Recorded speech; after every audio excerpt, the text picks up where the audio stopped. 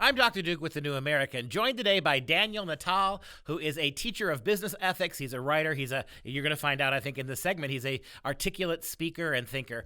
Daniel, thanks for joining us today. Oh, thanks for having me, Duke.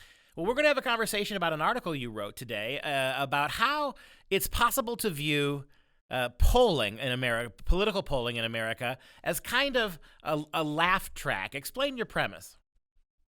Well, that term comes from Stuart Ewan's book, Public Relations, PR, A History of Public Relations. And he uses that term to articulate the idea that a lot of the polling that we get is really like statistical astrology. It's not used to reflect public opinion, but to shape it, as Walter Cronkite said. And so he was basically saying how the public can be demoralized, could be shifted or channeled in one direction or another by using polls that don't necessarily reflect reality, but that reflect a particular narrative that's trying to be pushed.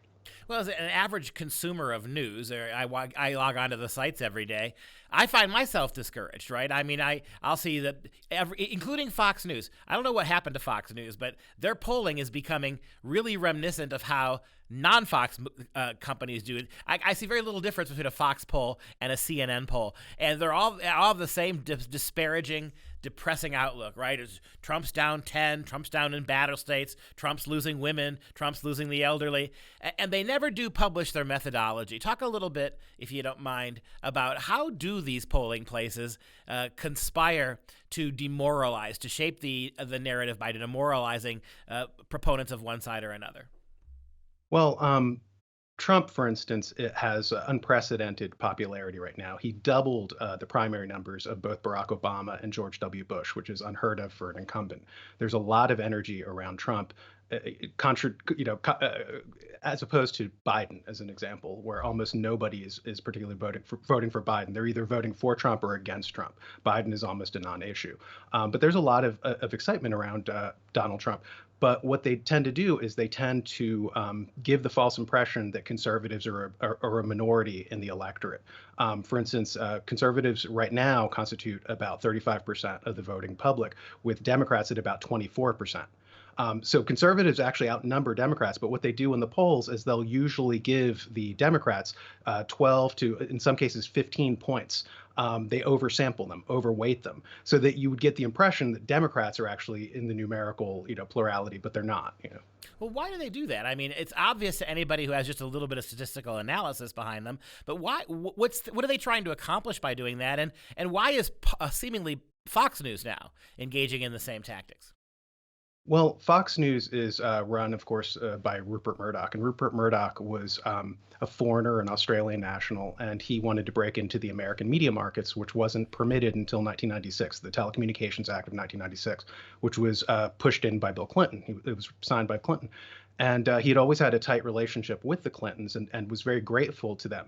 The Telecommunications Act of 1996 was 96. Within about 4 months in 97, Fox News was founded. And so he's always been very close with them. He donated to Hillary's campaign back in 2016. And so you look at the Fox News polls, and they're very, very similar to the rest of the mainstream media, where they're oversampling the Democrats and they're providing a narrative. There was the Conservative Treehouse actually published an article about a memo that Rupert Murdoch had sent down to Megyn Kelly to take Trump down during the debates. And anybody can Google this article. So Fox News, despite its self-avowed conservatism, has often kind of played by the same rules as the rest of the traditional mainstream media. When you take a look at polls, are there any out there you find to be more reliable than others? Are there anyone you would point our listeners to and say it's probably the least bad of a bad bunch? Yeah, like for instance, Rasmussen typically has a fairly non-biased approach to polling as well. But yeah, I mean, you're going to see this across the board. I mean, as I said, just to use that expression again, statistical astrology. They're going to whatever venue is perceived as a liberal venue or a conservative venue. They're going to try to weight that in that according to that ideology. And so you just have to take everything with a grain of salt and just kind of like look at what their sample sizes are. And you have to understand too the tricks and methodologies. There's a book called Persuasion by Robert Cialdini, and he's a marketing expert. And he talked about how gay marriage wasn't polling very well.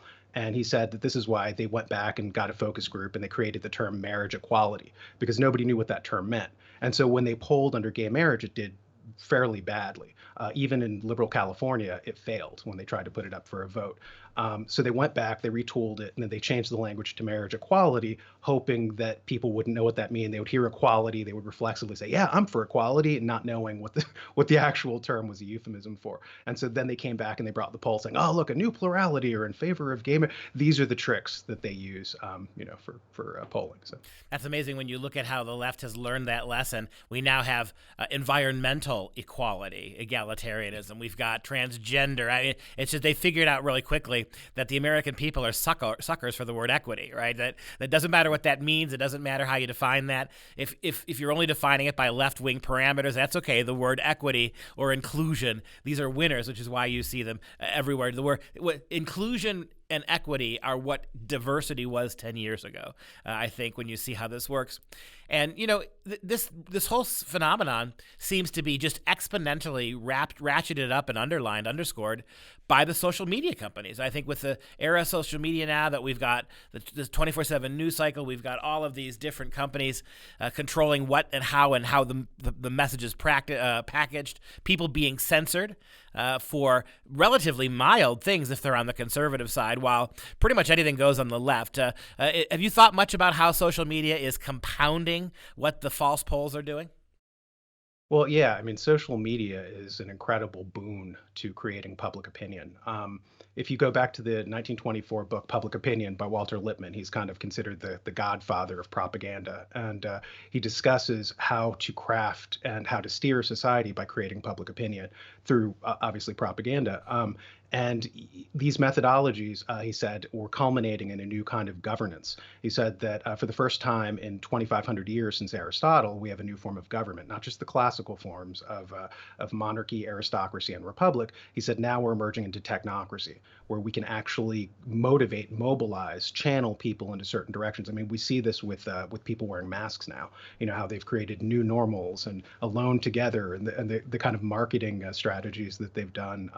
And so it is very interesting to watch this dynamic. It used to just be television, radio and television, and now with social media, I mean, there's like a 24/7. I mean, the citizen is now surrounded by certain narratives that will, according to the technocrats, shape and inform their behavior. So, Classic example of that is how they've converted the word peaceful protest to account for violence now, right? They're peaceful protests if you're burning and looting and committing arson, as long as you participate in a accepted left-wing group like Antifa or Black Lives Matter. And it's amazing how many people have bought that shallow thinking. Seems like critical thinking in this era of technology is deader than it's ever been in my lifetime. Let me ask you, do you believe, Daniel, that there is a silent majority out there? Do you believe that there are enough conservative Trump supporters who wouldn't dare tell a poller that they were voting for Trump because of the negative stigma that comes with it? I mean, the media's done a tremendous job of stigmatizing anyone who supports Trump in any ways. Look at all the people in the last 4 years who've been beaten up or assaulted simply for wearing a red MAGA hat. Do you think that majority of silent voters is out there, and what kind of an impact will they make on the election? well, if you look at even the fact that about people beating up supporters with Trump hats, this is also a form of social control, of social manipulation, kind of warning the public not to go in this particular direction or you'll get beat up. So the media is very canny about promoting those stories to shape public behavior. So yeah, I mean. Anyway, I'm sorry, I lost the, the No, question. I think that's a good answer. I guess in the time that we have left, we've only got about 50 seconds left. You're an expert in communications. You've studied this deeply. I love the fact that you have a lot of books and titles and ideas in your head. What one piece of advice would you give a confused American citizenry to help them cut through the BS and try to really understand what's happening? Just to get back to your question, I'll answer that one by answering the last question. You asked about the silent majority and how that will come into play. John Stuart Mill, in Considerations on Representative Government, he said way back in the 1850s, he taught in chapter one, he says that if you notice everywhere, people are much larger groups of people are controlled by much smaller groups of people. And he said, how? Organization. So the conservative movement needs to really organize and become active and not passive. So, Daniel Natal, thank you so much for your time today.